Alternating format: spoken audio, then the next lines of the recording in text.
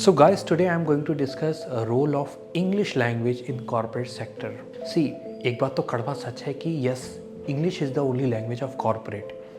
But ये पूरा सच भी नहीं है। अब हम देखें अगर चाइना की तरफ या जापान की तरफ या बहुत सी कंट्रीज़ जो अपनी नेटिव लैंग्वेज को ही ज़्यादा प्रेफरेंस देती है तो वहाँ उनकी वैल्यू है। बट कॉर्पोरेट की जब हम बात करते हैं तो yes, English is the main corporate language. I am Indian, तो एक being an Indian I do respect Hindi and all the native languages, but English आपके लिए कितना आना ज़रूरी है ये वैसे आप सभी खुद इस बात को समझते हैं आज कहीं ना कहीं कि इंग्लिश की कितनी इंपॉर्टेंस है हमारी लाइफ में। When you are looking for the MNC, आप चाहते हैं कि आपका प्लेसमेंट एक अच्छी एमएनसी में हो या किसी बड़ी कंपनी में हो, ठीक है, तो उसके लिए भी इंग्लिश बहुत ज़रूरी है। अगर मैं बात करूँ स्पेशली इंटरनेशनल प्रोसेस के लिए तो इंग्लिश बहुत ज़रूरी है। मेरे पास कई कैंडिडेट्स आते हैं जिनकी इंग्लिश उतनी अच्छी नहीं होती बट वो मुझसे बोलते हैं कि वो प्रैक्टिस कर लेंगे, ठीक है, मैं सिलेक्शन कर लूँ उनका और वो प्रैक्टिस कर लेंगे। सी, एक लैंग्वेज को प्रैक्टिस करना बहुत ही टाइम टेकिंग होता है, आपको बहुत साल लग जाते हैं किसी लैंग्वेज को सीखने के लिए। दूसरा, ये बहुत मायने रखता है ये बात कि आप एक भाषा को सीखने के लिए कौन सा ज़रिया इस्तेमाल कर रहे हैं। सिर्फ आप फिल्में और वेब सीरीज़ देख के या इंग्लिश सॉन्ग सुन के इंग्लिश सीख रहे हैं या वाकई आप बुक्स पढ़ रहे हैं। अब बुक्स की भी अगर मैं बात करूँ, कुछ लोग मोटिवेशनल या मैनेजमेंट की बुक्स उठा के पढ़ते हैं, तो मैं कहता हूँ अगर आप इंग्लिश सीखने के लिए बुक्स पढ़ रहे हैं ना तो नोवेल्स को प्रेफर करिए जिसमें स्टोरीज हो। क्योंकि देखिए, जब आप स्टोरी पढ़ते हैं ना उसमें आप दो लोगों के कन्वर्सेशन को पढ़ते हैं, दो लोग कैसे बात कर रहे हैं, कैसे बातचीत होती, बातचीत का तरीका क्या है okay. So at that time you read the English literature. So reading literature is very important to improve your English communications, okay. बस मैनेजमेंट या मोटिवेशनल बुक्स आप पढ़ते हैं तब आपको एग्जैक्टली वो लेवल ऑफ कम्युनिकेशन नहीं मिलता उन बुक्स में जो एक नोवेल में या जब आप कोई स्टोरी बुक पढ़ते हैं, ठीक है। सो मैं कहूँगा yes, reading is always important, उससे आपको काफ़ी इम्प्रूवमेंट मिलेगा, ठीक है। सिर्फ फिल्में देखने से इंग्लिश में नहीं होगा, सिर्फ इंग्लिश की सबटाइटल में फिल्में देखने से नहीं होने वाला, कुछ होता है बट वो बहुत ज़्यादा समय लेगा। आई मीन, एक पर्सन जो बुक को ज़्यादा प्रेफरेंस देता है और एक वो जो फिल्म्स को ज़्यादा प्रेफरेंस देता है, उनकी नॉलेज अगर आप चेक करोगे ना 2 साल बाद, सो जो बुक पढ़ता है ना उसकी लेवल थोड़ा नॉलेज का यहाँ होगा, उसके पास ज़्यादा वोकैबुलरी होगी। हम वोकैबुलरी के पीछे भी बहुत ज़्यादा भागते। कुछ लोगों को मैंने देखा है कि मेरे पास वोकैबुलरी नहीं है सर, मैं वोकैबुलरी कहाँ से बनाऊँ, है ना। वोकैबुलरी कहाँ से आती, वो आसमान से नहीं आएगी। या रोज़ आप बैठे हो, उसके बाद आपने रोज़ 10 नए शब्द निकाले, उनको रट लिया, आप 4 दिन बाद भूल जाओगे। क्योंकि माइंड में ना डेटा इकट्ठा होता जाएगा और वो डेटा हमारे माइंड में क्या होता है, जब पीछे का डेटा ना धुंधला पड़ता जाता है। सो ऐसा नहीं हो सकता कि आपने रोज़ नए 10 शब्द ले लिए, उसको कोट लिया, याद कर लिया, उसके बाद आपको वो हमेशा याद रहने वाला, ऐसे नहीं होता। So when you read any book, when you read literature, when you read any story, when you read any literature, उसमें क्या होता है, जब एक कहानी को आप पढ़ते हो ना तो उसमें कहानी पर कहाँ पर क्या हुआ उस दौरान, उस चीज़ के लिए, उस शब्द के लिए कौन सा इंग्लिश में वर्ड उन्होंने यूज़ किया ना, वो माइंड में सेट हो जाता है। ऐसे आपको चीज़ें याद होती हैं। मैं अगर आपको 10 शब्द नए दे दूँ जो बड़े अटपटे से हो इंग्लिश के, बड़े हार्ड से, और आपको याद करना है, वो शायद आप अगले दिन मुझे सुना दो, उसके 1 हफ्ते बाद उसमें से 7 शब्द आप मुझे सुना दोगे। 1 महीने बाद मैं पूछूंगा, शायद उसमें से आपको 5 या 8 शब्द शायद याद रह जाए, 2-3 या 3-4 स्किप हो जाएंगे। But when you read the story, when you read the novels, okay, वो चीज़ें जब आप पढ़ोगे ना तो आपको वो स्टोरी माइंड में सेट होती है, वो चीज़ आपके ना यहाँ उतर जाती है, यहाँ उतर जाती है। तो वो जो वर्ड है किस लिए हमने यूज़ किया था, उसका बड़ा अच्छा कनेक्शन एक आपके माइंड के साथ बन जाता है।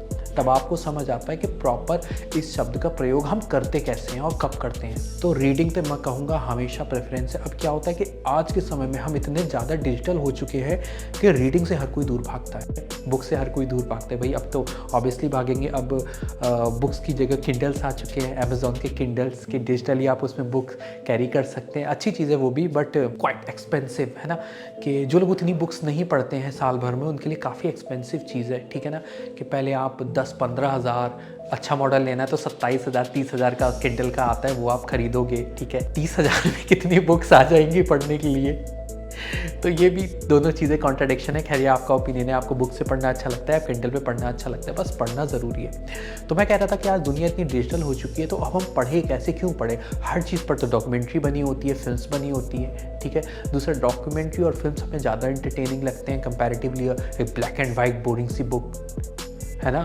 तो देखिए, मैं कहता हूँ ना, पहले आप अपना एरिया ऑफ इंटरेस्ट देखो, आपको क्या पढ़ना अच्छा लगता है या क्या पढ़ना अच्छा लगेगा आपको। हर किसी की पर्सनैलिटी अलग है। जैसे हम सबको ना एक जैसी फिल्में नहीं पसंद है ना, आपको पसंद है, हर किसी को एक जैसी फिल्म पसंद है, नहीं पसंद है।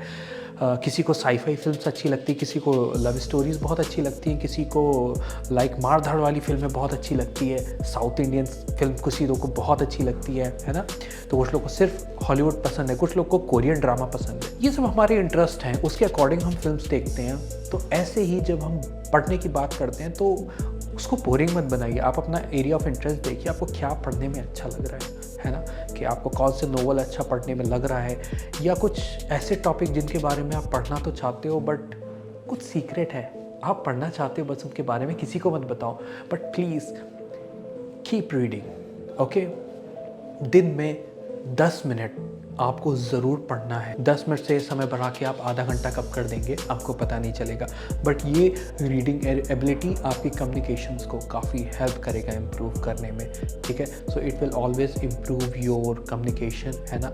दूसरा, पढ़ने से ना थॉट प्रोसेस और क्रिएटिविटी भी अच्छी होती है। मैंने फिल्म मेकिंग का कोर्स किया हुआ है छोटा सा, क्योंकि मुझे अच्छा लगता है सिनेमाटोग्राफी एंड वीडियो मेकिंग। सो जब मैं जिनके अंडर में फिल्म मेकिंग सीख रहा था, उन्होंने मुझसे क्वेश्चन किया था कि कितनी बुक्स पढ़ लेते हो महीने भर में। मैंने कहा बुक्स नहीं पढ़ता हूँ। ये बात है आज से 11-12 साल पहले की। सो आई आस्क्ड हिम कि वाई टू रीड। मैं फिल्म देख रहा हूँ, मैं कोशिश करता हूँ उसके जैसा सीन बनाने की। ही सेड नो, सिर्फ कॉपी करना अपना बेस मत रखो। So specially when you want to become a good film maker, ठीक है ना, जब आपको अपनी सोचने की क्षमता बढ़ानी है ना, तो आपको पढ़ना पड़ेगा। When you read the story, when you read the book, वो सीन आपके माइंड में क्रिएट होता है। अब यहाँ से जब आप सीन बनाओगे ना, आपको किसी फिल्म की कॉपी करने की ज़रूरत नहीं है ना। किसी फिल्म को कॉपी करना है, किसी सीन को कॉपी नहीं करना है। अब आप यहाँ पढ़ रहे हो, जो इस लाइन से नहीं है उनके लिए भी बता रहा हूँ, रीडिंग से आपको क्रिएटिविटी या थिंकिंग एबिलिटी बढ़ती है, ये सच है, ठीक है। मैं अगर डिबेट के पॉइंट ऑफ व्यू से भी बोलूँ, एक वो इंसान जो बहुत ज़्यादा फिल्में देखता हो और एक वो इंसान जो बहुत ज़्यादा बुक्स पढ़ता हो, उन दोनों में अगर डिबेट्स होगी तो बहुत कम चांस है कि वो खाली फिल्म देखने वाला जीत जाए। एक बुक पढ़ने वाला इंसान डिबेट में काफ़ी बेहतर बोलेगा, ठीक है ना। उसकी कम्युनिकेशन, उसके बोलने का तरीका एकदम अलग होगा। वो अगर आपकी लाइफ में कोई ऐसे लोग हैं अगर जो बहुत ज़्यादा पढ़ते हैं बुक्स, केवल सिलेबस नहीं कि कॉलेज के प्रेशर से कॉलेज की बुक्स पढ़, जिनको रीडिंग पसंद है, जो बहुत ज़्यादा पढ़ते हैं, चीज़ों को जानते हैं, चाहे हिस्ट्री के बारे में कुछ भी हो, सिर्फ वीडियो नहीं देखना, पढ़ने की बात कर रहा हूँ मैं, तो उनसे कभी आप बात करिएगा। उनकी पर्सनैलिटी, उनके बोलने का तरीका, वो उनकी पर्सनैलिटी में झलकता है। सो व्हेन यू रीड, वो आपकी पर्सनैलिटी में भी दिखता है कि आपने कितना पढ़ा है।